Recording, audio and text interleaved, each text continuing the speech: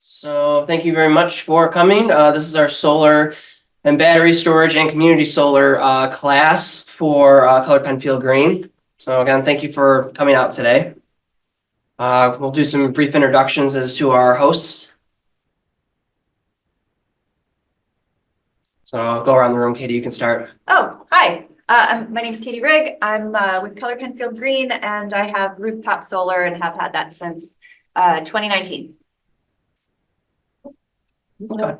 Carolyn Miller, I'm with GreenSpark Solar, or a local solar company we'll talk about. I'm an outreach and engagement associate, so here to reach out and thank you guys for being here.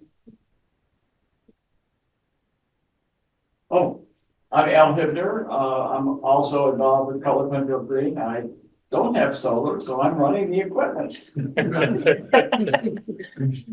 And I'm Greg. I've been Greg Selke. I've been involved with Color Penfield Green for the last, I think, going on 6 months now. I've been working in the energy industry for about 8 years now, so I kind of bring a little expertise to the subject. This is kind of what I'm enthusiastic about, so that's what brings me here today. And I'm Bob Kanauer. I've been doing solar as an installer since 2010, primarily commercial, but I've gotten away from that and I do mostly consulting at this point. We have a ground mount system that's net zero at our house. All right, so I'll just give a little intro about Color Penfield Green. So our mission is to educate, support, and empower Penfield residents to become community leaders in addressing climate change. So we have many projects we work on. We have a Healthy Yards project, so we put in native plants for local biodiversity. We have lots of clubs and classes for the children in our town. We offer classes on home and auto electrification. I know last week or 2 weeks ago, Al did a class on EVs. It was last week. It was last week, yep. We also promote safe walking and biking on, allowing our community to be more accessible by foot and by bike. We offer classes as well on sustainable housing and installation and insulation. We also educate on plant-based eating, composting, and waste reduction, and we also advocate for local, state, and federal climate policy. So also a little outline of our presentation. So we're going to really cover why should you go solar, how it works, what solar incentives exist. We'll talk about myths and facts. We'll also talk about battery storage. We're also going to discuss, Katie has provided us a lovely case study on rooftop solar. Bob will also talk with us about considerations when you're going solar. And then I'll also talk about community solar if you can't install solar at your residence.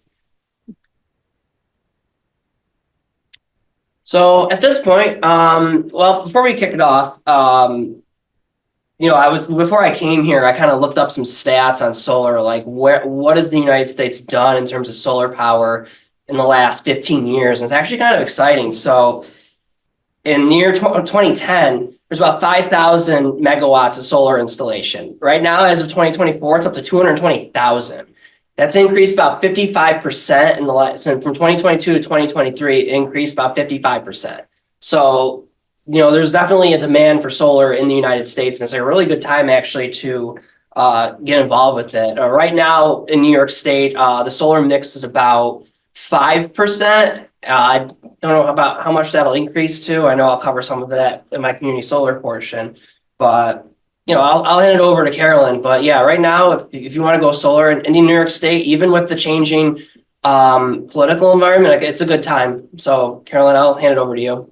Thank you. And it's funny, again, we'll address some of the myths, which folks may know, some of the basic kind of things of how does solar work in somewhere like New York State. And as you've said, I forget what number we are, but we are a top place for solar, oddly enough, in the USA. You would think because it's very gray, maybe not, but we'll kind of talk about why that is, and in part, again, setting the stage for why solar, why now. We'll talk about some of the political landscape, where it's been and maybe where it's going. So are folks familiar with GreenSpark at all? Raise a hand if someone's heard of the name. Heard the name. Okay, lovely. So one of the reasons you may have is because we are a local company and we've been around for 20 3 years almost. In April, it'll be 23 years, which is pretty cool. So started in 2002 by 5 college friends, actually, which was kind of cool, and started in wind and then moved to solar. And so we are independently owned, we're local, and again, we have a mission of supporting and strengthening our local community by creating fiercely local, cost-effective, clean energy solutions for homes and businesses. So, yeah, we've installed quite a bit. Our company is growing. We are currently located in Ontario, New York. So right when you go down 104, if you see there's 2 big wind turbines and there's a Solarize, so Rygg, a sustainable office park, that's where we're at. And we're moving downtown very soon. Kind of cool. That's been a long kind of vision to be more central. And so we'll get into kind of, again, you see homes and businesses. I have the clicker. I got the power. I didn't realize that I did. Sorry. All right. Perfect. So I'll go into a little bit some of the differentiators. So really cool thing about GreenSpark, we've been a certified B Corp or a benefits corporation since 2015. And so it really just says that we have a values lens, and we've kind of proved it through going through this certification process, that we abide by this kind of triple bottom line of people, planet, and profit. So it filters down to how we treat our employees, right? We think about how we treat the environment and what we do, how we do it, and what we use to do it, right? So kind of that lens is a really cool part. One of the reasons I really like GreenSpark and why I've made that move, I could give a little background. I think it'll be 3 years in May that I'll be at GreenSpark. Time is a blur, especially post-pandemic. I don't know if anyone relates to that, but I previously used to work in the human services and kind of nonprofit sector. So again, for me, a big deal, which I think, again, we'll try to emphasize, at least for GreenSpark, and how we explain it and how we show up in community, that it really is important, kind of the how and not just the what we do. So another kind of reason, again, or another cool thing about GreenSpark, we are a certified NYSERDA Gold quality solar installer. And it just means that we have demonstrated a level of quality consistently year after year. And it factors in when you look at incentives, because there is a NYSERDA grant, which we'll get into, that makes solar a lot more affordable. And so again, a good thing to know, you're with a trusted, or that there is trusted and different certifications that can kind of, again, know that you're in good hands. And another cool thing about GreenSpark, we're member owners of a really cool solar cooperative, which now has, I think, about 80 values-driven solar companies around North America, some in Canada and even in Puerto Rico. And we work cooperatively to really support and grow the solar industry, as well as our businesses. So we're able to stay to scale, right, to kind of have our local impact, but have the buying power of this larger entity, so we can be really choosy with what products we get. So we can have that filter, again, to have really high quality, and not have to compromise our scale. And we can get, again, better pricing on stuff. So really cool. And we also share best practices. It's just kind of a really fun thing. And we're the only local installer that does have a production guarantee for residential solar.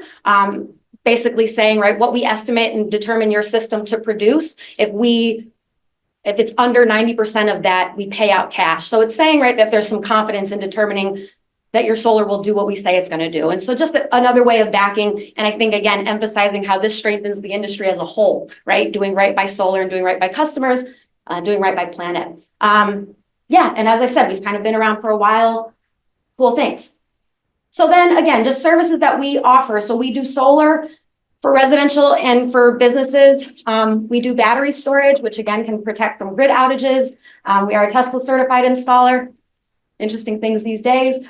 We also started doing smart panels, which we'll kind of touch on, but I think primarily invite for questions. It's just a mechanism that is really nice when you upgrade to add battery. It gives you the ability to, it's a smart panel, right? Your electrical panel, you're able to have control at that panel level about what your usage is. So let's say you're out of the house when there's an outage, you would be able to determine right by that smart panel what you want to turn on and off, what you want to run on at your home. So kind of cool. It gives you, again, some ability to also, again, have control over your energy conservation and usage. And then we also do EV charging. So again, looking at just home electrification, these different avenues there.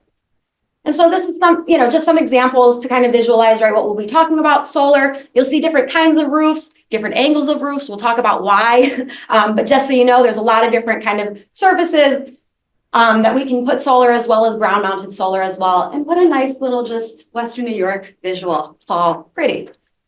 And then to share just another thing, this is just 3 on our website. We've got lots of additional kind of cool case studies and resources if you're curious solar on these different levels. But we've done a really cool project for the village of Brockport that's actually on a landfill. So kind of cool. Again, these potentials of how solar can work and where it can work and all that good stuff. We've done a project with General Motors, something with Rochester Regional Health. So cool to think about, again, these different entities that might be high electrical users or just electrical users, right? How can they tap in for those benefits for themselves and for the environment? So just cool things there. And then setting the stage. Why solar? Why now?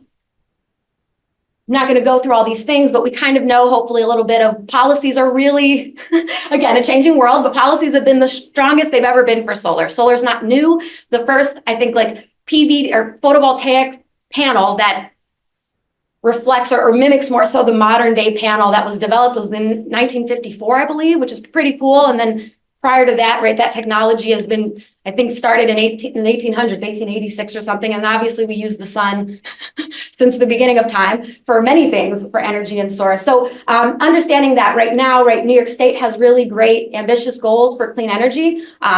Right, the All Electric Buildings Act is on its way to get started. So really, again, creating some high goals for us to think about how will we reach them and seeing solar as a strategy for that. And then in August 2022, the Inflation Reduction Act passed, right? And that was the biggest climate legislation in our history. And so with that came a really, really strong incentive for many things, but including solar. There's a 30% federal tax credit that was available for solar on the residential and commercial side. So again, creating just a lot of opportunities on a few different scales for solar to grow.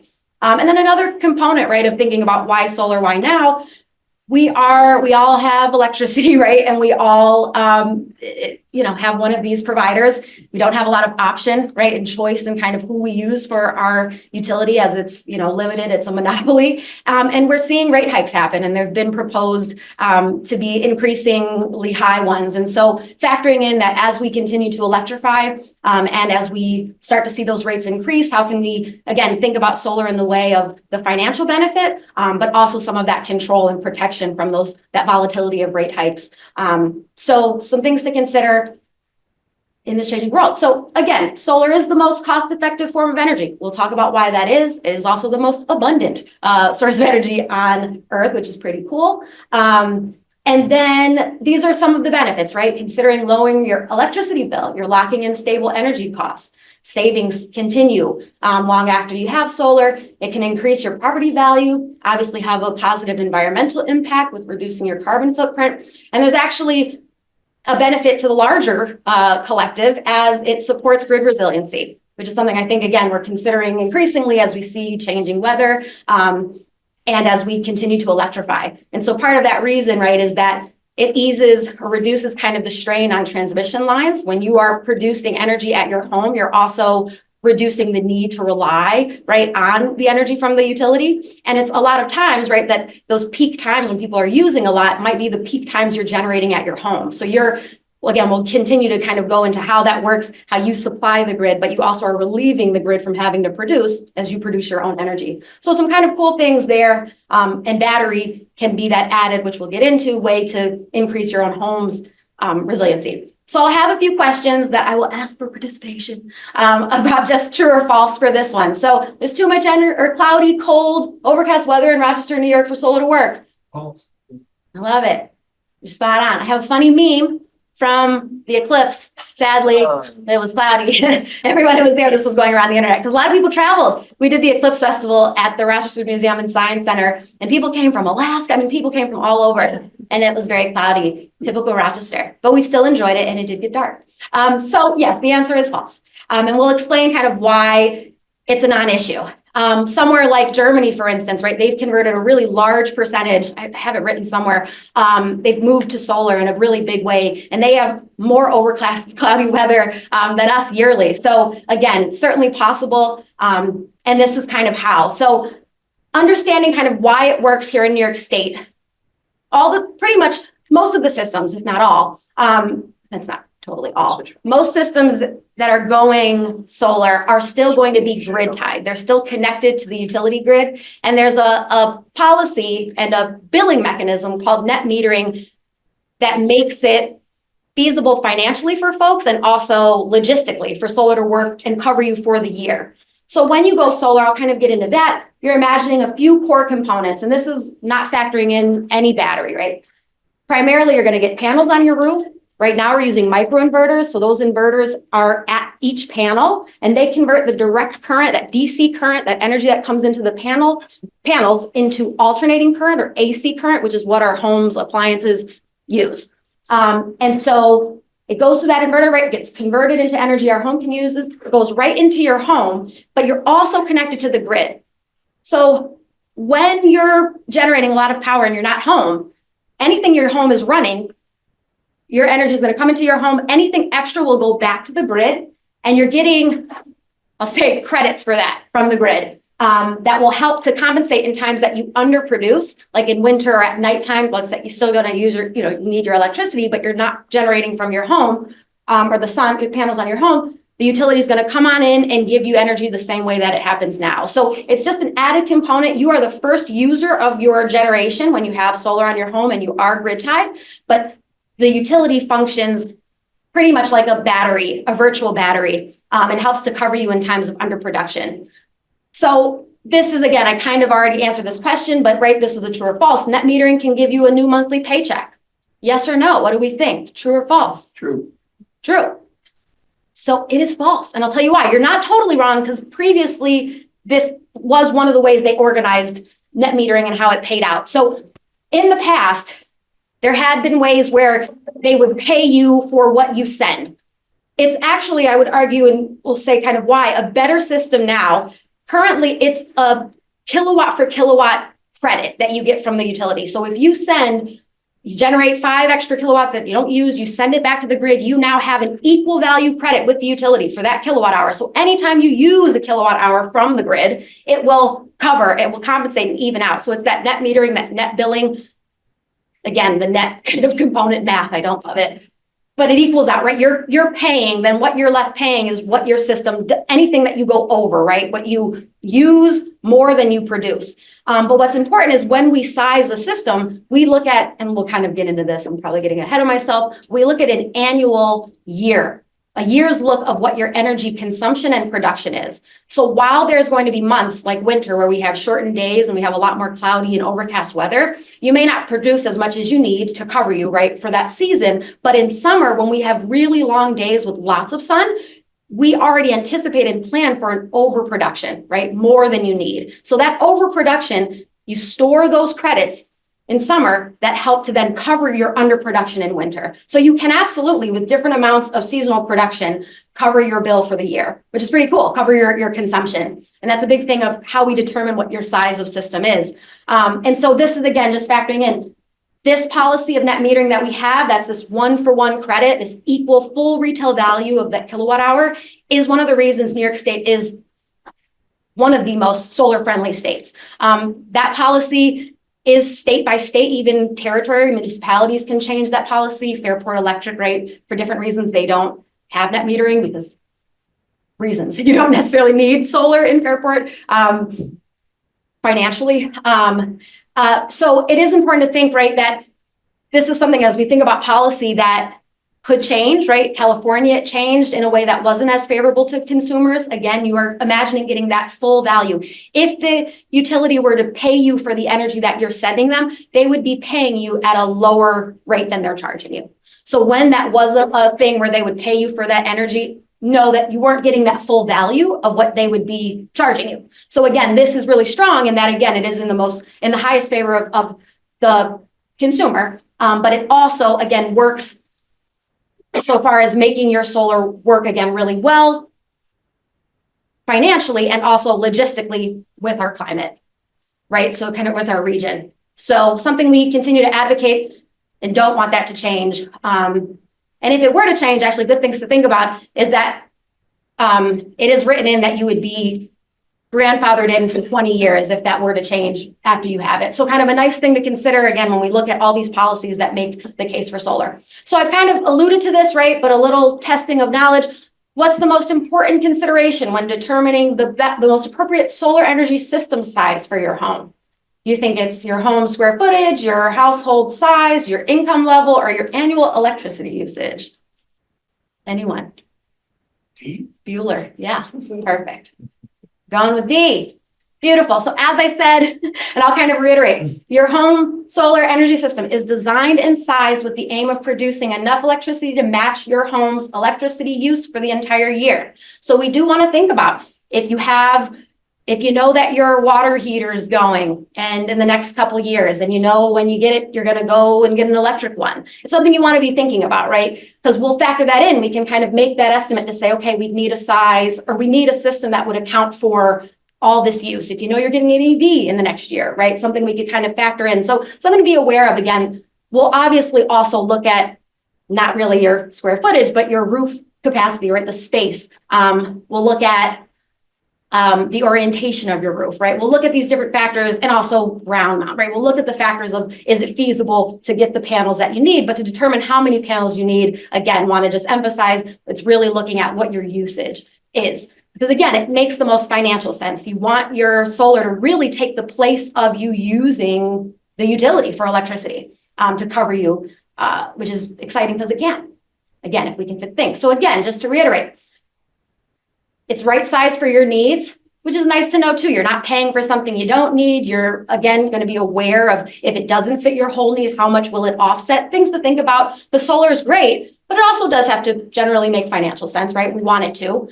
So keeping that in mind. And then, as I mentioned, we do that guaranteed production. So there's some security and safety you can feel in that investment, that it's going to do what it says it's going to do. And then there's huge savings because of really strong incentives that we'll get into right now.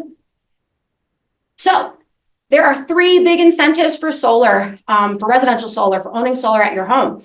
There's the 30% federal tax credit, which again, with that Inflation Reduction Act, what it did was it boosted it up. At that year, it was set to go down from, I think it was at 20, thank you, it was at 26, it was going to go down to 22%, I think, at a few levels. And that was going to happen year after year, I think, until it was depleted. So that boost to 30% was major. They also locked it in for 10 years, which was major. Again, additionally, because there hadn't been that kind of platform or that landscape or that, landing strip, whatever the word is, for that longevity to build out how could solar work. So that investment was really major. And another cool thing that they did with that was create a 30% federal tax credit that also applied to battery storage. So if you're someone who had solar and you wanted to add battery while this incentive is there, or while, it's locked in, you would be able to now get an incentive that you wouldn't have been able to get otherwise. So kind of cool. And then you would also pair that with, at the state level, a 25% tax credit. Both of those tax credits are off that whole cost of installing your system. So we would help map that out in the consultation, right? We would be very transparent to say this is what it would look like. You would handle that tax process with a tax person. The other thing to consider if you're someone retired, right? And if you didn't have enough kind of income going in to reap that full amount of what you would get back in that tax credit in year 1, you could still continue getting what you're owed from that tax credit year after year, as long as those tax credits are locked in. So another cool thing, I guess, to think about with that 10-year land strip, right, is really considering if you're not able to reap that value in that first year, there is, it's not like you lose it all together. And then something that was happening, so currently at the state tax credit, sorry, I hope I'm not being confusing, but it's capped at $5,000, which isn't the best because most people hit that, right? It's still great. One of the things, though, that we were advocating at the state level, this really cool organization called NYSEA, it's the New York State, I'm sorry, I should be mindful of time, Solar Industry Association. It's really cool. They do a lot of really fantastic advocacy with solar industry experts. And so one of the things we were asking for was to boost that cap to $10,000 and to also make it a direct pay option. So for folks who are retired or who have less income going in, that they would be able to reap that full benefit of that 25% state tax credit in the form of direct pay and with a higher cap, because again, most systems are reaching that 5,000. So just something to consider as we think about what the state could do to increase and kind of make solar more accessible for all. Still a great incentive that again is active. Another cool thing that we would pair with these 30% and 25% tax credits is a program through NYSERDA, their New York Sun program. They have a first come, first serve block grant This is available to commercial businesses as well as homes. It is 20 cents per watt. Currently, that block grant is running out, but we are waiting for it to be announced. The renewal and at what level, again, that's something that isn't guaranteed each year, but because New York State has these ambitious goals, we're going to keep hoping. And we do, again, advocacy at the policy level to encourage that to continue. And we're pretty confident that it will be renewed. And usually that amount drops, but again, I've heard good things that it may not be dropping this year, which is fantastic. So really cool. That is based on size of system, as it says, 20 cents per watt. So that's something that comes off the contract price right away. We factor that in when we size up your system. We write for that grant, and then it comes right in, so you just don't have to pay for it, which is cool. And you'll see that kind of reflected in my next slide, which shows an example. And then the other option, so typically after incentives, right, you're looking at potentially 55% or more, right, being covered off that cost of system. What a lot of folks will do after, if you can pay by cash, but you don't have to, at all. You can take out some different financing options. NYSERDA has a really cool new loan option that is at a much lower interest rate. I think it was in response to rising interest rates. It is capped, I think, at $25,000. So, but a really cool kind of option there. We have some financing as well. And what you're imagining, or what folks imagine when they take out a loan, is most of the time ideally swapping out, right, your fixed and variable utility bill for a stable loan repayment. So the idea, again, considering with the cost of solar, is that so much of it is covered by incentives, but you are also replacing, right, and temporarily your utility bill. So really considering, that was, for me at least, I loved solar.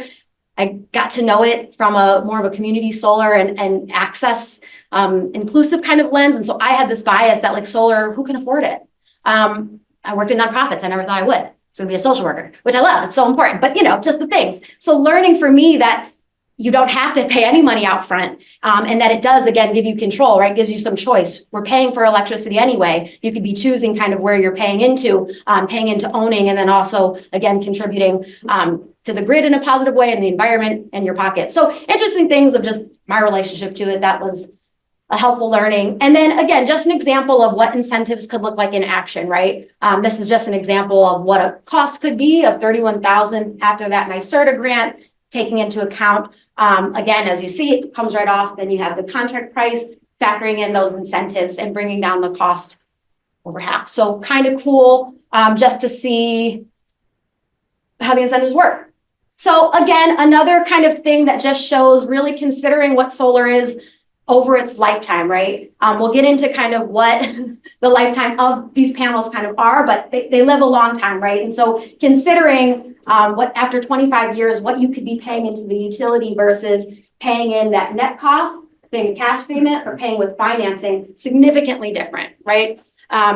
So just again, when you look at kind of the economics, how does it work? Because again, like I said, that was some of my bias was, and that's one of the big changes. Previously, if you were going solar as some early adopters, you really were doing it because it was a good thing to do, right? And like but it didn't necessarily make the most financial sense. Fortunately, now it does, right? And so it's a nice spin that we can still do it for those same reasons, but we have that added reason that helps, and it helps to reach more people. So cool little true or false.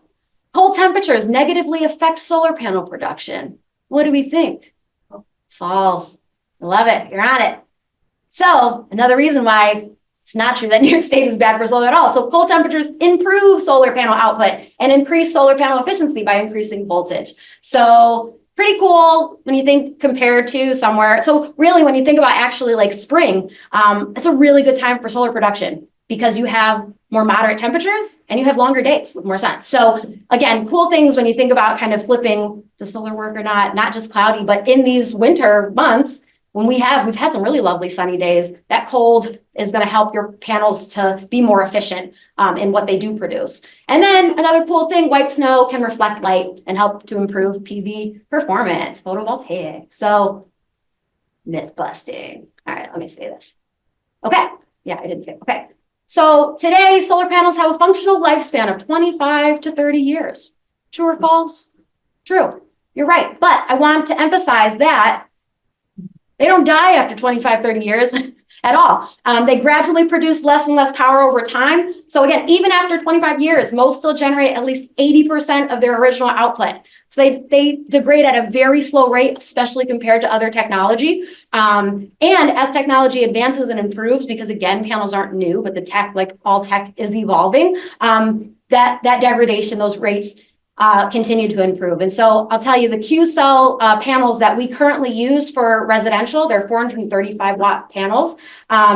They are backed with a performance warranty that guarantees they'll produce at least 90.58% of nominal power up to 25 years. That's pretty crazy, really cool. Q-cells, again, a top panel, and they're also made in the USA, which is cool. And again, because Amicus, we were able to, again, have this kind of relationship. So thinking about the quality of materials is important, and also the quality of installation, which I'll get into, is important, because we're thinking about this lasting and doing what it does very simply, low to no maintenance for many years, right? So things that are helpful to think about, and also in considering where the tech is today versus where it's been, which is still always worked, but continues to improve in these little ways. So the other thing I just wanted to reiterate, which I realized I showed in the other, won't spend much time, but these are some of the components that we use. Again, a lot of things are American made. That's a big part of the IRA that did, that's continually trying to move more domestic manufacturing.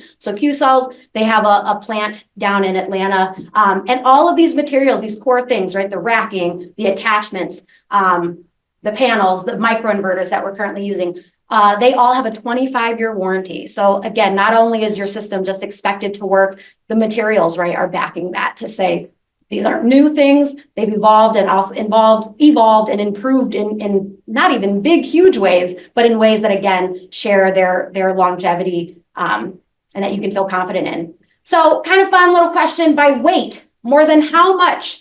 What percentage of typical PV panel is glass and aluminum, which are both widely used and easy to recycle materials? What do we think? A, B, C, or D? 60. Okay. Final answer. Who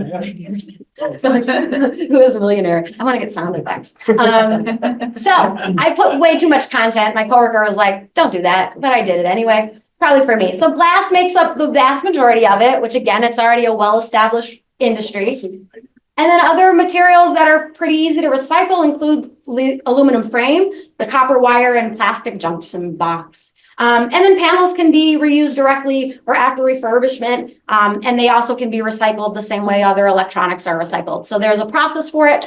Some places have gotten up to, I think they found 90 to 95% of the panel being recycled. The challenge with, unfortunately, like everything, I feel like it has to have a market, right? So it's very possible to do, but it takes money to do. So it's a growing industry. Again, something to consider. Just because that functional lifespan or that useful lifespan is 25 to 30 years for panels, they do not die. So there isn't a huge end of life waste of panels yet. I hate to say yet, right? But certainly something to consider is how do we ethically, and environmentally handle these things. But just to consider, I think, again, a nice way to think about those materials is not being as foreign, especially when we look at phones and TVs and technology using a lot of those similar materials that have a lesser lifespan and also maybe a lesser impact over what they do in their lifetime. So things to consider. And then this is, again, reflecting back on that. On average, how many years after installation does it take for a solar panel to offset its own emissions from production and transportation? What do we think? 6 years, 4 years, 3 years, 5 years? Change it up. Let's our development. Anyway, I know the age thing. Okay, see? Friend. I know what your 3 options, only one. I know. Well, that could be your friend. Okay, so we'll go with C. Are we going with the collective? I'll go with B. Okay, B in contention. I know, but you were close. I thought I heard C. No, just kidding. No, that's beautiful. So, kind of fun. They're not too many years off, but really cool to, again, consider what these panels are doing over their lifetime. And if we're looking at that 25 to 35 year life cycle, there's more than enough time to achieve that carbon neutrality and generate that new emissions-free energy that kind of offsets what they do. So a cool thing, again, considering that what they do over their lifetime. And so here's another thing that I probably alluded to, but just to kind of emphasize, right? So will solar keep your home powered even when the power is out? True or false? Get batteries. All right, all right. So that's the caveat. That's exactly the caveat. So not by itself. And I'll tell you why. Here, and also in my words. So when there's a power outage that occurs, when you don't have battery storage and you are grid tied, you're automatically going to disconnect from the grid for safety reasons. And there's a mechanism with your inverters that communicates when that isn't running, it shuts down. And it is to prevent electricity from entering the power lines while workers are trying to restore power. So you can still generate and use that power, but unfortunately you need, fortunately or for, you need another mechanism to exist to be able to store. And again, for that, the reason, because like I said, kind of thinking about that net metering, it's still really important and valuable, even when you add battery storage, because of like where we're at regionally, to have that reliability throughout the year, no matter your production. But the battery would be, again, necessary in order to protect you from those outages, to be able to use that energy, or we'll get into bidirectional charging, having that mechanism, a battery of some kind. I forget, I know I was trying to say something. Yeah. And with the grid. So yeah, so it's a safety mechanism, but if there is that other avenue, you could use that energy that you're generating because you still are generating it. And then obviously if you had battery or if you had solar, you could still have a generator. It would be the same, as now, right? You have some different options, but when, again, we'll kind of get into when you have solar, battery storage or battery backup, solar batteries are a really nice way to kind of, again, grow and strengthen your clean energy benefit, right? You're already using clean energy. Battery is obviously cleaner than having a generator, which is often run on fossil fuels. Another cool thing is that batteries don't have maintenance, how they are today. Again, that's a tech that's definitely evolved, I would say probably more than panels over the years, and continues to. But they also have warranties. Longer warranties than a generator would have. So things to kind of keep in mind, because their cost is higher, right? But you're thinking about that timeline and what it's doing. And just to kind of say, so again, you're retaining your excess solar production. So you're having that as backup right now. You have kind of greater safety and control, moving away from something like a generator. And you have kind of the ability from your app to control when you're using it, how you're using it. And as we kind of mentioned, there is that additional tax credit now available for battery add-on or even standalone. So I think you can use battery storage even as a generator, as an alternative to a generator at a home that doesn't have battery. So it can still, or excuse me, that doesn't have solar. So it can still function, right, as this extra entity that holds your power and feeds back to your home, right? So yeah, so I think most generators, if they have a warranty, it's maybe 1 year. We currently carry Tesla Powerwall 3s and Enphase. I have it there listed. I'll have to find out the specific. I have a breakdown. I think it's like 5Q or something. They're both really good, really high quality products, and offer, again, similar kind of, what's it called? How much storage that they provide. And then I believe, again, the Tesla Powerwall 3 has a 10-year warranty. The Enphase batteries have a 15-year warranty. So kind of cool things to think about. And then you have a question or? I have a question. This might be hard to answer, but roughly how much would that battery cover for a typical 2,000 square foot home, just like a furnace and some lights? That is a real rough estimate. Bob can take these questions. Bob. So typically, if we've done battery installation where you're looking at just backup loads, which would be a few lights, the refrigerator, the blower in the furnace, assuming that you have natural gas. We've been sizing it around 10 to 12 kilowatt hours battery size. And with that could probably run, particularly if the following day you get enough light outside, you could conceivably, if you're real careful with your usage, you could go on for days and days. Okay, that's a. I was just when you say like 3 hours or 10 hours, Yeah. but that's really good. I think that the Teslas are, I can't remember, are they around 8 or 9? You know what's so funny? I know I should have put them in backup slides. I can tell you this. So, And the nice thing too is a lot of these systems are scalable. So with customers, I'd say, well, let's start with this, see how it works. And then if you find that it's not quite enough, you can always add. Okay, thank you. and that's something we'll look at too, kind of realistically, right? generally for a home, if you're looking for whole home backup, you'll likely need more than one battery, right?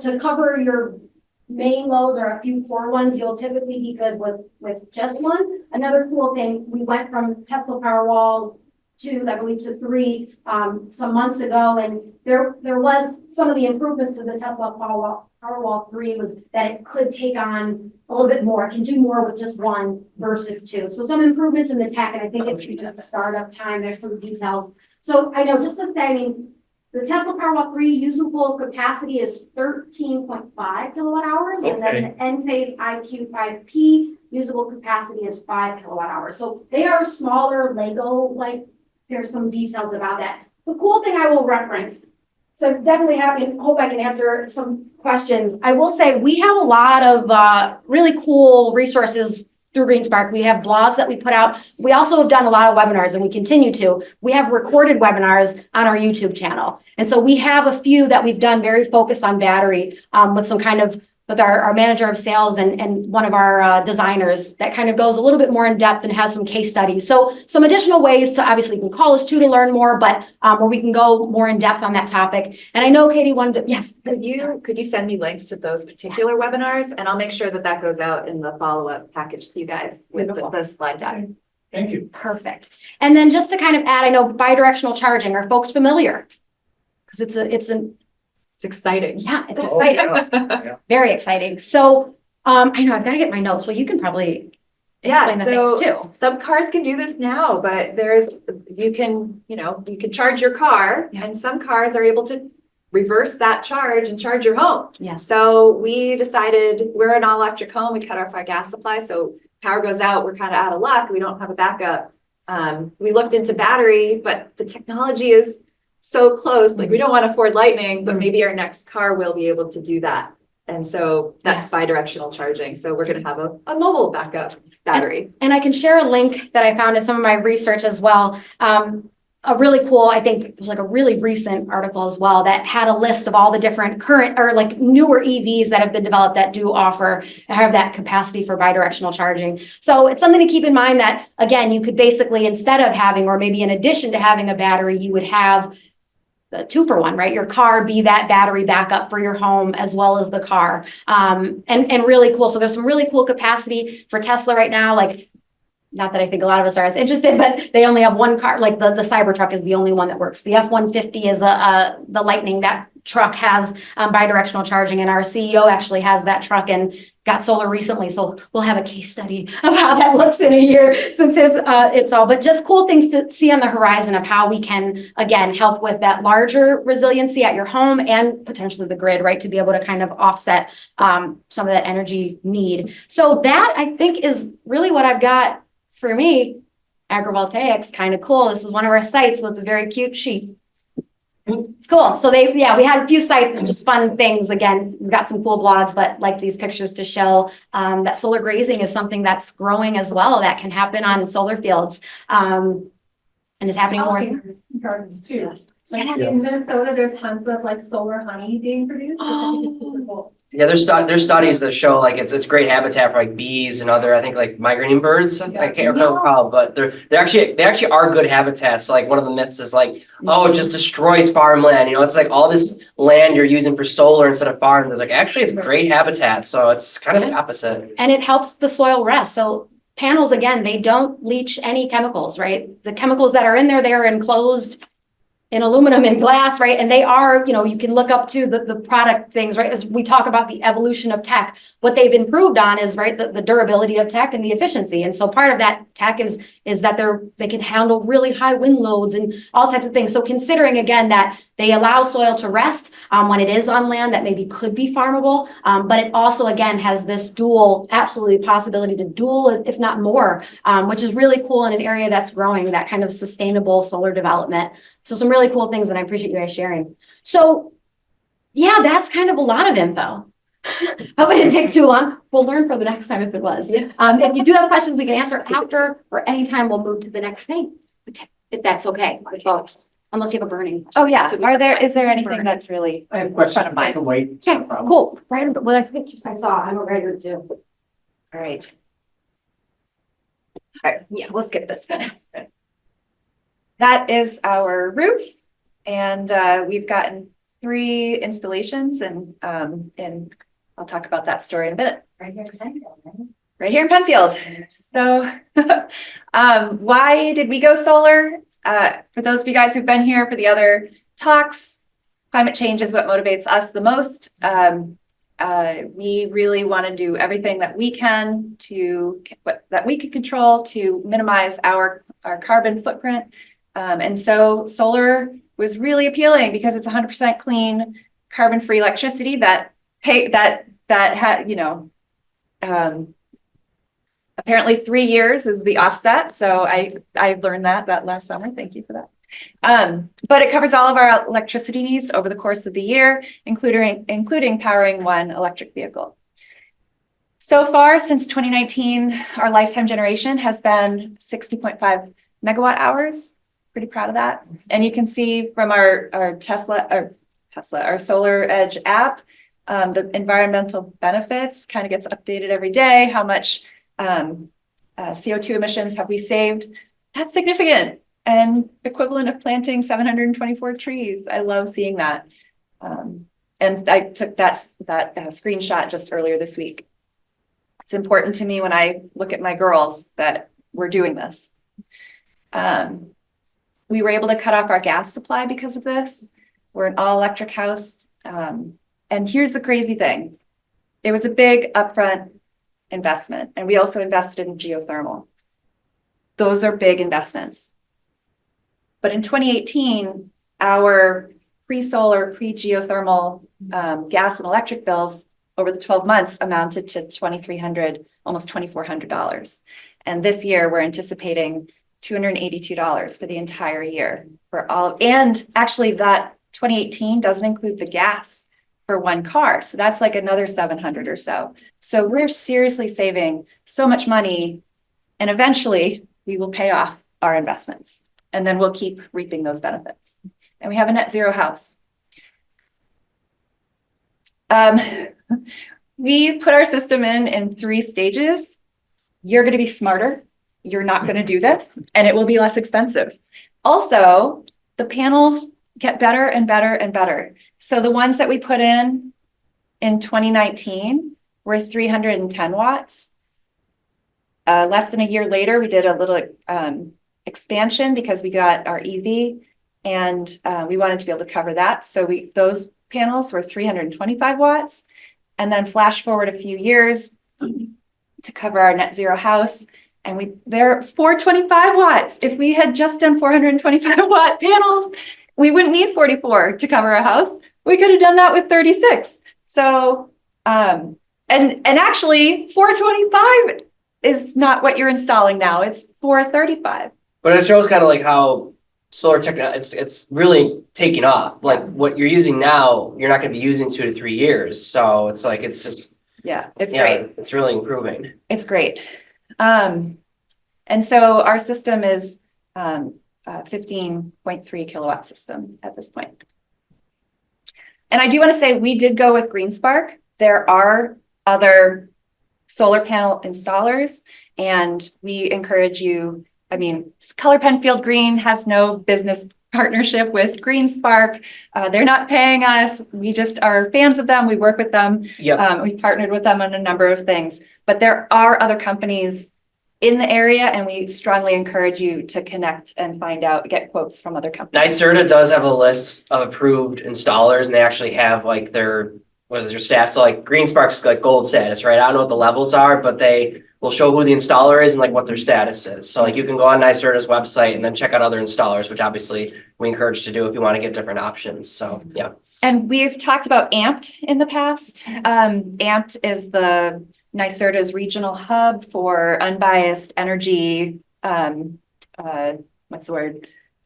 consulting. Basically, you can call Amped and they will help you to access grants and to figure out how to electrify your home.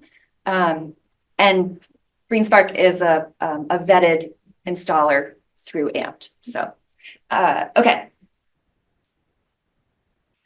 The cost breakdown for our solar system, again, you're going to be smarter. You're not going to do it in 3 stages. So it will have been more expensive for us. Oh, yes. And I'm also running because guess what? I'm gonna do that. Thank you. I'm the same thing. All right. Thank you. All right, so the contract price looks really high, but after all those rebates, and Carolyn walked you through all of how you stack those incentives, the final cost came down 50% for us.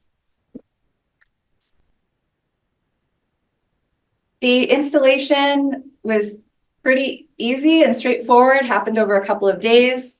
First, they install these racks, and then a couple days later, they install the panels, and they had to do 2 inverters because we did our system in multiple stages. But you'll have a simplified version, which will only have 1. And this is the new version is to use microinverters, and this is kind of an old system. So it all works or it all goes down. Whereas microinverters, you can have it like each panel has its own system. And so if one goes down, it doesn't take down the whole system. There's, I guess, pros and cons to both. Yeah, so she has 2 central inverters and it's just that different. So she's got 2 different areas, right? I think there's just 2. Yeah, 1, 2. Basically, some of them are going to be tied to one inverter, the whole other set, right? It's kind of just how they're tied in. It's just a few, different variables. And again, we kind of look at what's the best offering kind of at a given time. But certainly there's a lot of central inverters that work similarly, do the same function. For things, yeah.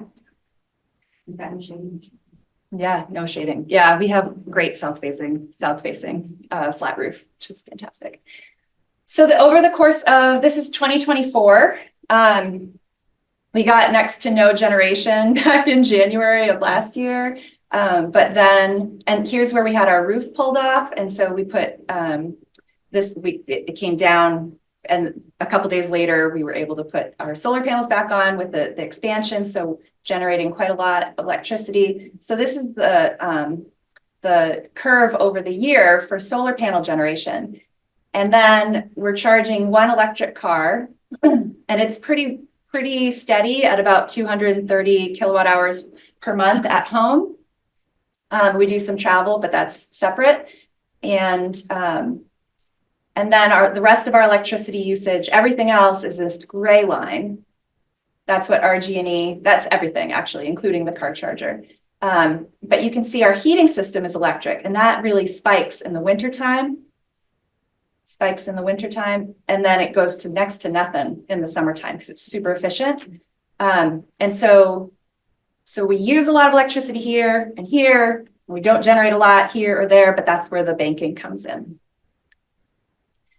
And this is just another way to look at that. So I'm not going to go into the details, but we're using a lot of electricity for heating our home in the wintertime. But it ends up being, I just want to put a plug in for geothermal. It's a quarter of the energy. If you factor in like gas and electric, it's a quarter of that energy to power geothermal for heating. So we have to pay a service fee to be connected to RG&E, and that's all we're going to be paying for the year, every month. And that covers heating, cooling, hot water, all of our cooking, our lights, our entertainment, and 1 EV for local travel. How much of that is a service charge?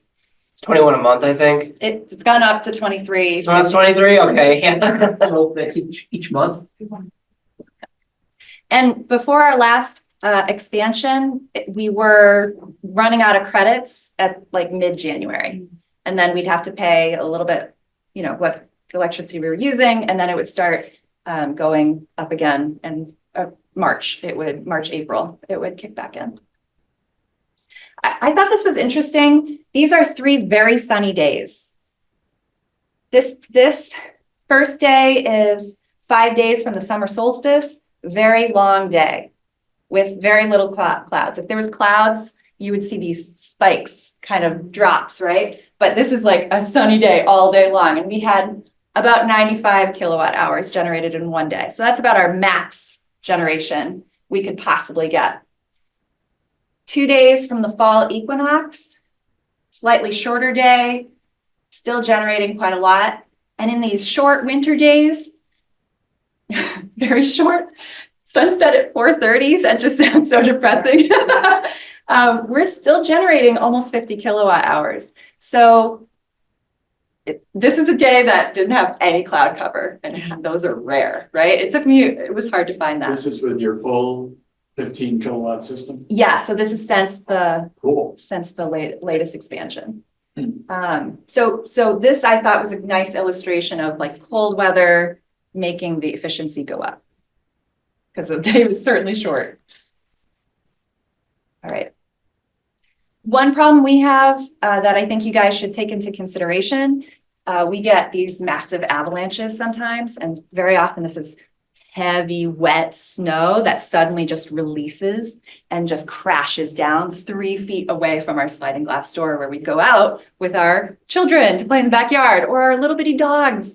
And so far nobody's ever gotten hit, but oh my goodness, it's really stressful. And we think about it a lot. Like I see the kids hanging in that area. I'm like, no, keep going. So just think about your design because that is a possibility. But our deck is falling apart. So we're motivated and we're probably going to get something that will break that snowfall right over that doorway. We will say that's something that we offer as well as a snow guard. Because it is something, it's an interesting myth bust, right? But people say, well, what about the snow? Again, because of that metering, we factor in that snow will cover sometimes or a portion of the panels.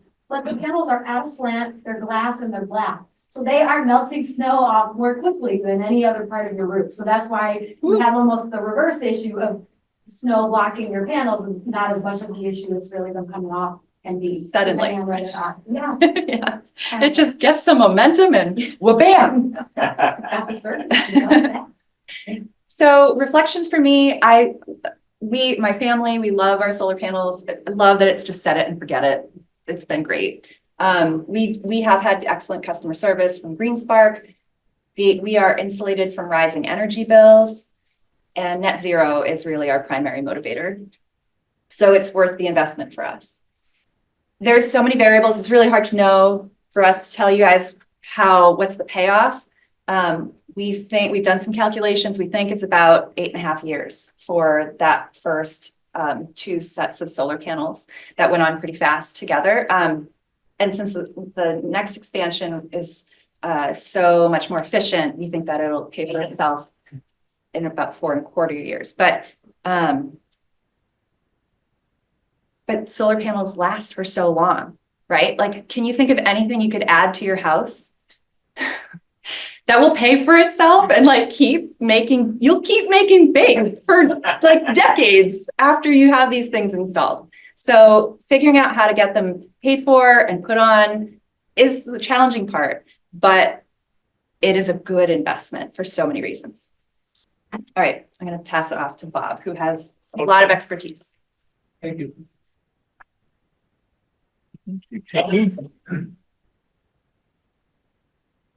Oh, right, that's right. There you go.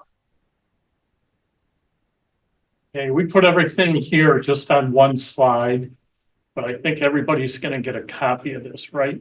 Al? Yes. Okay. So I put together just some considerations when looking, going to solar.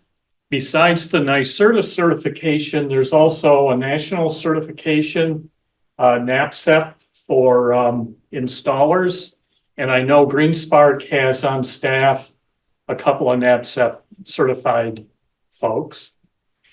And I think you've kind of gathered, as Katie has at her house, I have at mine, if your budget and physical space allows, your goal should really be net zero for your house.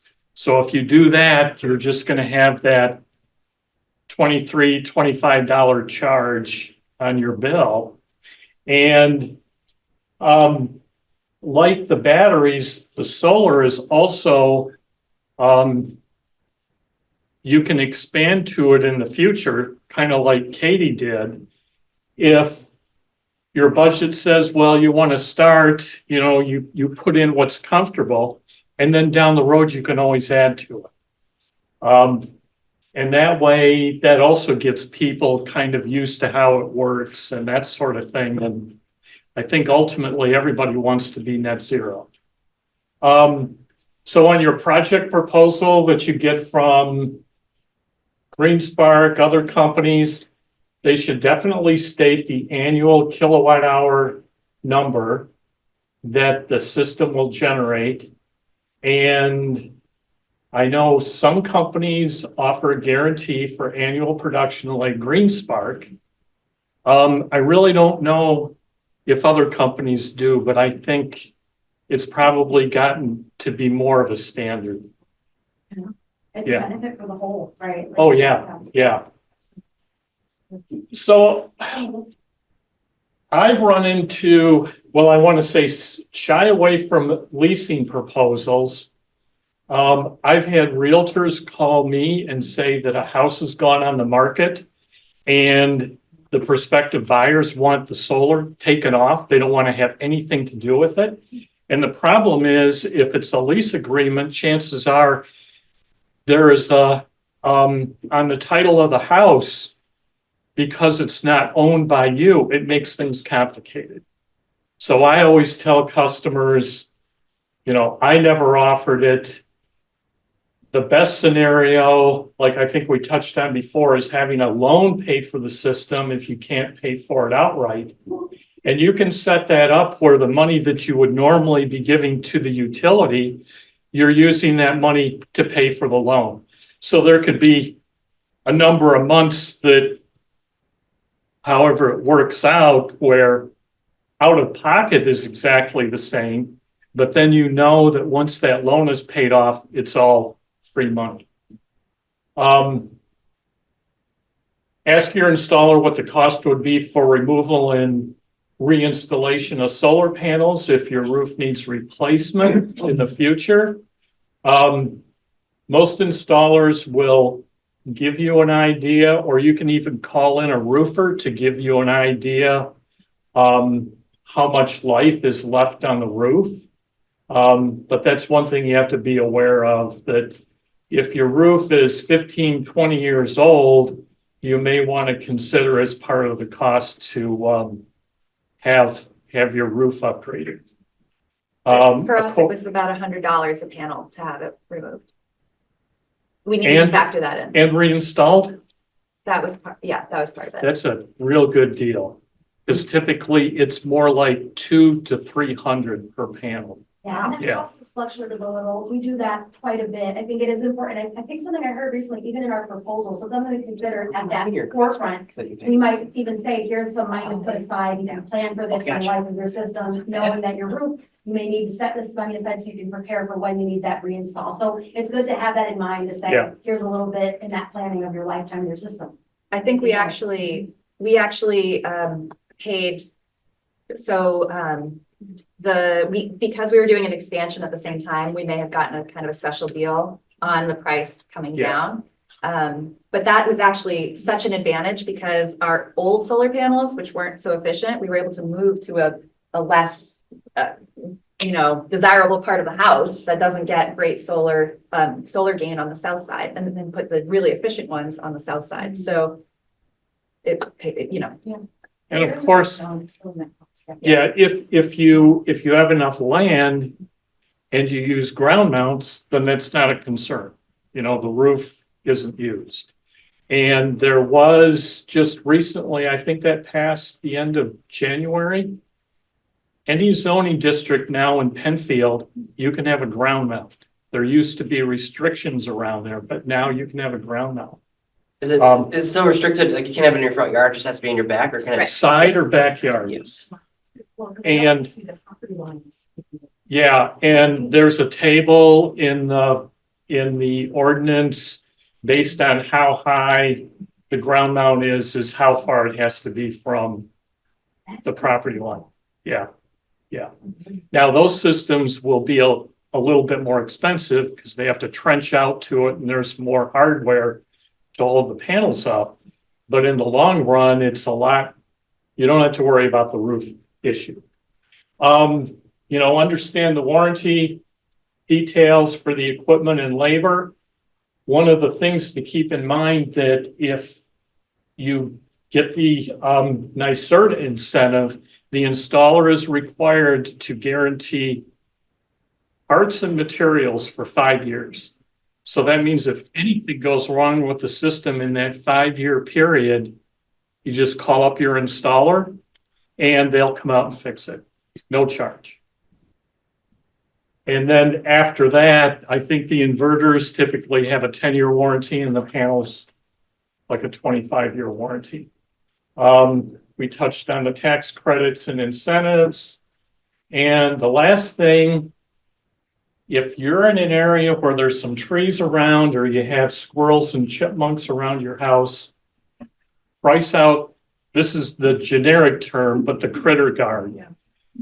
It seems like systems that we have done that are more than 8 or 9 years old, it takes about that amount of time for the critters to figure out they're going to make a nest in that void between your roof and the panels. Hey, we just talked about how solar, it's a good habitat for animals, so. And usually it's just the wires that they chew apart, so you got to take it all off, put new connectors on them. You can usually salvage the panels. But there was one that it must have been going on for some period of time. They actually ate through the backer sheet on, I have pictures, they ate through the backer sheet on the panels. So the panel was, The nutrition. Wow. I know. It's just- yeah. So I think when it's warm in there, and when they get hungry, anything, they'll just chew on anything. So, yeah, so, That's okay. you know, your installer, if they do it at the time that they do the installation, it's gonna be less of a cost than if you have it done down the road, or all of a sudden find out you're getting a ground fault and they figure out that it's squirrels and rodents. So I have a question, maybe Carolyn can answer, but resale value for solar installs, what kind of information or how's that been playing out in the market these days? Zillow has an estimate, but again, keeping in mind that that can look different in different areas, right? In terms of the housing market looking different. I can find that number. Let me find that number because I think it was 4% increase. But again, factoring in, thinking about a few things. We actually created a buying and selling a home with solar guide. Some techniques for if you're selling your home, how you can leave your utility bill out, right? Provide these kind of tools to say, this is what the value add is, right? That there is this saving, eliminating your utility bill. So I think, again, depends on the market. I'll get that specific number from Zillow. But I think it's very interesting because as things shift, right? As incentives have gone up, we're seeing a lot more solar. So it's becoming, I think, a lot more of a norm, right? It's kind of more of a niche thing where it's like, I'm doing this for the environment. And I think as utilities continue to go up and more things electrify, it's going to become more of a standard, right? So I think that will help improve a standard or seen as a benefit. So I think that will help that resale value. Oh, yeah. Your case where they wanted to remove that. I know, but that's some of the shift. I know. oh, yeah, It's really, I've heard from realtors, they think it's so ugly. I Wow. mean, it's saving money. yeah. And You one, know, just that pivot, right? Culture shifts too. So just a quick point. Yeah. The cost of the solar can't be added to the assessment of your house. That's That's good. what I was told. yeah, that goes back where when it's permitted, obviously the permit is paid for, but in most jurisdictions in New York State, they will not assess it for 15 years. Well, after 15 years, the actual value of it, whatever you want to use for depreciation, they aren't going to bother you. That's in most districts. You have to be a little bit careful because some areas have opted out, but even if they opt out, they still aren't collecting, for that. That's a good point. Yeah, it doesn't hurt in that way. the Yeah. property tax. The one thing I did want to mention, because Carolyn was going over the net metering, just so people understand, the benefit that you get from the solar for the kilowatt hour, it's not just the supply multiplier in your bill, it's also the transportation. So it's not, 6, 7, 8 cents per kilowatt hour. If you add the transportation, you're talking 16, 17 cents on your bill per kilowatt hour. And like we've said, New York State, it's a very favorable state for solar. So it makes all these numbers work. Yeah, I Googled the average rate. Our GD right now is 18.4 cents per kilowatt hour. That's everything. That's supply and delivery, something. All Yeah. taxes, So- fees, everything. So it's basically everything on your bill that has a kilowatt hour multiplier is affected by the solar. That's a real I easy mean, that's way. basically everything. That's basically everything on your invoice. So yeah, Yeah, because you're not paying transportation because it's being transported to your house. It's right there. It's not being transported across utility lines. It's right there. no, but when you sell it back, When you sell it back. you're doing that too. But that's a big distinction between some other states Of course, yeah. that don't do that. Exactly. Yeah. So just to say, we had a statistic, again, can change, but Zillow had estimated, homes with solar sell for 4.1% more. So again, could change as obviously the market continues to. Sure. Hopefully, again, that is reflected more to our place as well as other places, with solar changing and electric. Yeah. We'll save all the questions for the end. I'm gonna move on here. All right. Sure.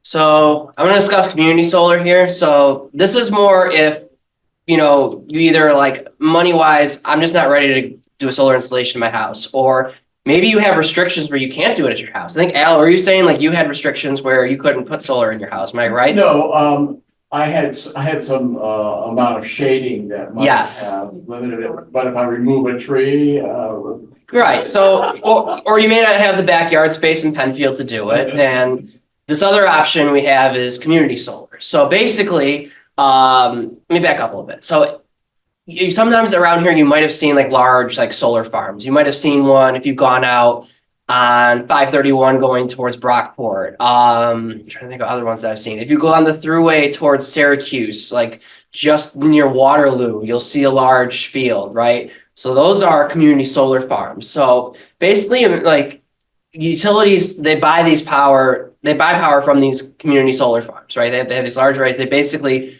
buy it from them like they're a power generating station, like, a coal fired plant or a natural gas fired plant. And what happens is, so as a consumer, you basically subscribe onto a portion of that farm. So say you're using, I don't know, I'm gonna ballpark like 5,000 kilowatt hours a year. Basically, if you sign up for a farm, 5,000 per year on that farm is gonna be reserved for you. So the credits, the energy that is produced, it is price based on what's called the VDER rate. So I actually had to write these down to where the VDER rate comes from. So the VDER rate's a combination of the cost of the energy that's the locational marginal pricing that's in that area, plus the capacity cost, which is like we call it potential energy, I guess, or the ability to provide energy in the future, plus the environmental value, plus the demand reduction value. So that is where the VDER credit comes from. Usually if you sign up for community solar, you get about 5 to 10% of the value of the energy generated by that solar farm. So like you say it generates all this energy, you get about 5 to 10% of that energy of your portion back to you as a credit. So I just wanted to kind of go over a little community solar history in the United States. So actually the first community solar farm was only back in 2006. So it's kind of a newer concept in the United States. California kind of expanded upon that with their multifamily affordable solar housing initiative. Colorado is one of the first states to do a competitive solar market. And then I found this interesting stat, how since 2013, the net present value of community solar has increased from negative 31 cents a watt to 27 cents a watt. So it's actually like, if you sign on to it, like the value of the energy is actually more. Whereas like before, it was like you were just paying a premium. You're just like, I want to feel good about it. I'm just going to sign on to it just to feel good about myself. Now it's actually generating value for you. So New York State is a very friendly state for community solar. 2.3 out of the 7.8 gigawatt total community solar in the United States is in New York State. New York State wants to grow their community solar total to 10 gigawatts by 2030. So you're talking a 2-ish gigawatt increase. No, you're talking a 7 gigawatt increase in community solar by 2030. And actually, New York overtook Minnesota back in 2023 to be the largest community solar producing state. So community solar in New York really kicked off from the creation of the community distributed generation tariff. So that is basically if you generate energy in New York State, you're on your own tariff, and that's where the VETR rate comes from. Is like you generate energy, and then the rate of the energy you generate is calculated based on the value stack, which is all of the factors that I had mentioned. You know, the energy capacity, environmental value, the demand reduction value, all of that is calculated into the VETR rate. So now we come to community solar and RG&E. So right now, actually, I forgot to update this. It's actually 3 community solar providers. There's one on there that I think they're going bankrupt, so that's 4 to 3. Right now, there's 22 solar farms in RG&E. As of December, there's only 1 with availability. I don't know if that has changed or not. One thing I do want to mention is in RG&E, availability is historically limited due to geographic constraints. So, where's the laser pointer right here? There we go. Okay, so in order for you to get if you want to subscribe to community solar, it has to be in RG&E because any energy that's generated from an RG&E solar farm, it goes back to RG&E. So the issue is you might know people who are NYSEG or National Grid and be like, how come they sign up for community solar and they get on instantly? Well, look at how much more coverage NYSEG and National Grid have compared to RG&E, right? So they have all this space to put up solar farms and they're going up all the time. So it's very likely that someone in National Grid or NYSEG can get on a farm really quickly. RG&E is a lot more limited, not only just geographic area, but a lot of this is like suburbs. So the area for new solar farms to go up is kind of limited. That's why there's only 22.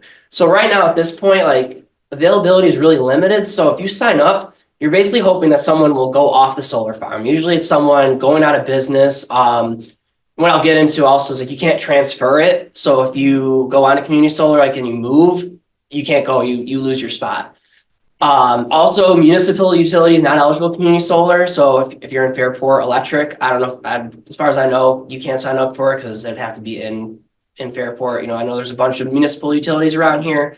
There's Fairport, there's Spencerport, Holly, Bergen, just off the top of my head. So if you're in those towns, you're not gonna be able to do community solar.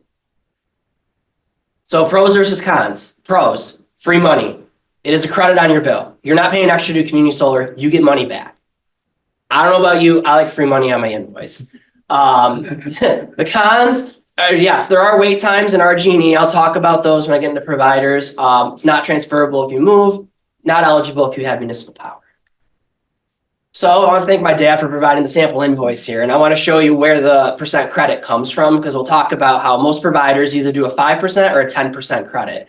So you'll see here you pay what's called this community distributed generation subscription fee. So that's basically like what you're paying to be on it. And then there's the value stack credit. So that's the cost of the energy that's being produced. So if you do the math here, 99 minus 94 is $4.97 divided by cost of that gets you 5%. So that's where your 5% credit comes from when you sign up for community solar. So right now there's 3 main ones in RG&E. There's Meadow, Pure Sky, and Arcadia. So Meadow has 2 different types. So they have 5% credits if you do UCB billing. So that's basically everything shows up on your utility invoice. So 10%, you get a 10% credit if you want to do dual billing. So I'm actually going to back up 2 here. So on a dual bill, what you would see is on your RG&E invoice, this $94.40 would not show up. It would just be your $99 credit.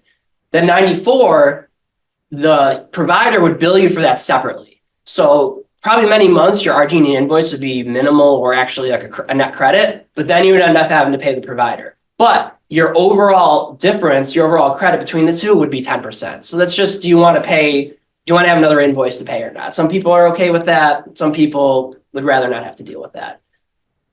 So there you go. So Meadow, you enroll online. It's a standard 1-year agreement. They're auto renewed. Now, don't sit here and fret and think, oh, because I'm signing this contract, I'm locked in. You can really opt out at any time. They just prefer a 90-day notice. Right now, Meadow's at about a 6-month wait time.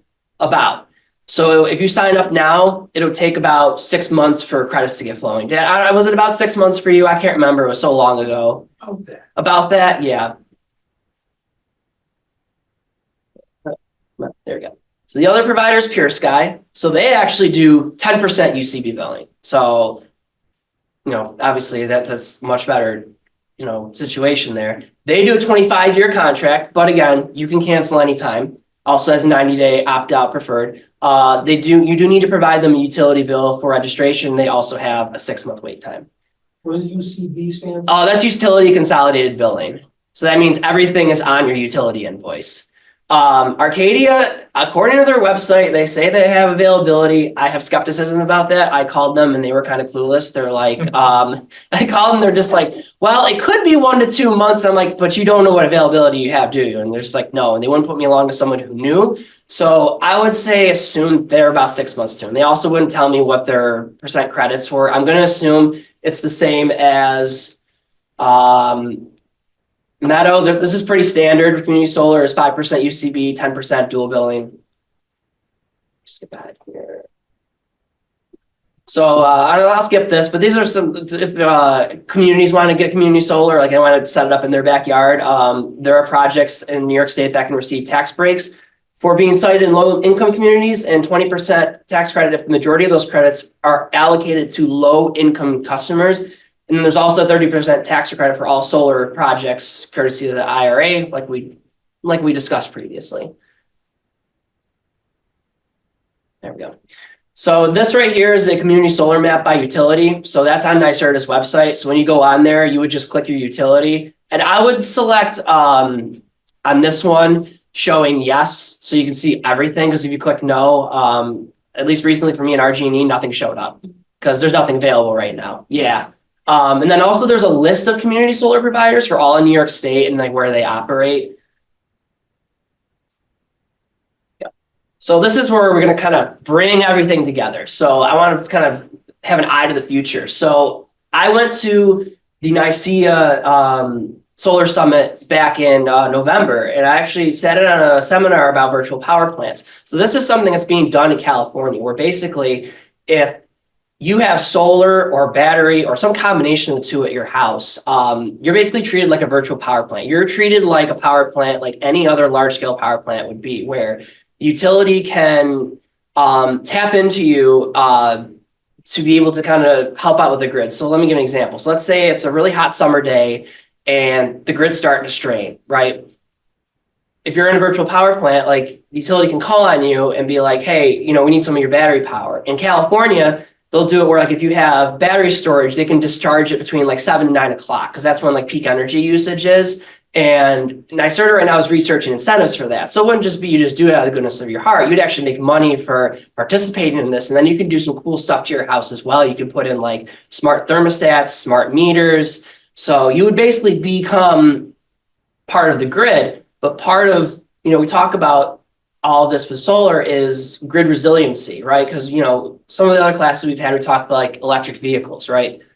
Having more electric demand, that'll put, strain on the grid in the future, right? But part of that strain that can reduce that strain is to have more available power to tap into. How do we have more available power?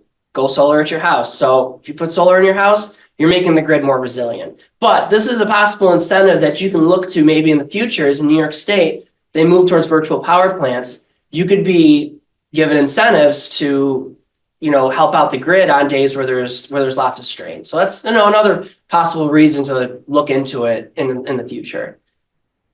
We have now finally reached the end. I'm sure you have a lot of questions. I don't know anybody have any questions? Quite a few questions. Yes, go ahead. Either me or Carolyn can answer. Say, for instance, you have a really bad windstorm and your solar are damaged. Does that get taken care of by a warranty or by your house? Homeowners, yeah. Okay. And in fact, I always had told my customers to let your insurance carrier know that you have them. And way back, if they were ground mounts, they would consider it different. It would be like a rider. But if it was part of the house, it would be under the house. So does that increase your cost for house insurance by putting it did not, as long as you figured the cost would be whatever the top end of your coverage was. In other words, if your house was, I don't know, 300,000 or something, and it damaged it, and it was a couple thousand to fix it, you know, it would be, as long as it was under the amount, whatever your deductible. But I always suggested to folks, get verification from your insurance company that you have those on your house. And then that way, if something happens, yeah, you're covered. And I just wanted to kind of add, I mean, not to that, because I have to verify, and I trust you, Bob, on that. Something when we talk about the tech being improved, one of the big things that your panels will, again, come with these warranties, but lots of info too on what their wind and snow load and their ability to take even hail. I will just say a very interesting thing. There was a hailstorm in Farmington. Farmington seems to get it. A lot of the things, Yeah. tornado things, right? I don't know about wherever they're at in conjunction. So we had a lot of customers call in, needing reinstalls because they had roof damage with this, with the hailstorm.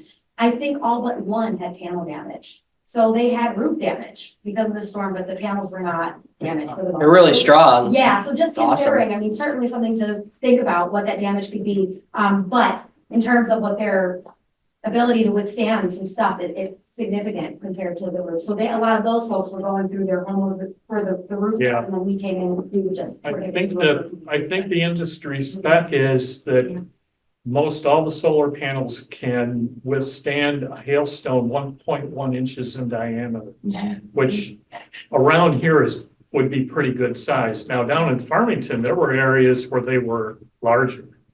There was Yeah. some serious.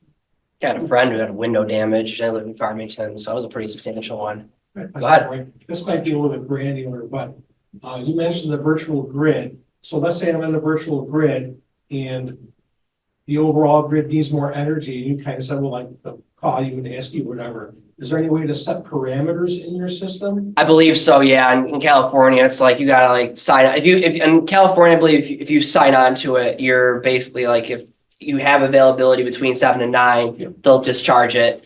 So I mean, it's, you know, it'd be voluntary participation. But, do you have a question? So about sizing. So I asked Carolyn about this the other day, and maybe Bob knows too. So at one point, you could only create an array as big as 110% of your last 2 years' usage. Now, I've heard Penfield has new ordinance, the town of Penfield has new ordinance, and it's at 125%. So the town supersedes the state in terms of sizing. Do we know the answer to that? Well, theoretically, the utility will only credit you up to, I don't know, 10, 12% beyond what your annual usage is. So when they do that, when they reconcile once a year, if you're generating a surplus, they will give you a credit, but it will just be for the supply and it will just be the wholesale cost, Which is pretty low, like. which is it's like 2.5 cents. They definitely don't want you. Yeah. Like, it doesn't even like, so there really is not, again, when we think about even the net metering, there's not the financial advantage to produce far, far more than what you need. Exactly. Because they don't want to pay you the thing. And I will say, I mean, I did confirm based on, I looked at some NYSERDA stuff. Based on, to get that NYSERDA grant at that 20 cents, I did just confirm that it was that can't be more than 110% based on your last year. So I don't know if that maybe would change just because I think this article or document was not that long ago, maybe 2022 or something like that. But so maybe they're looking back a year. And I will say one of the things that I've heard from our sales folks, if you know in the next year that you're going to be getting something that is going to significantly change that amount that it's showing, right, your annual use,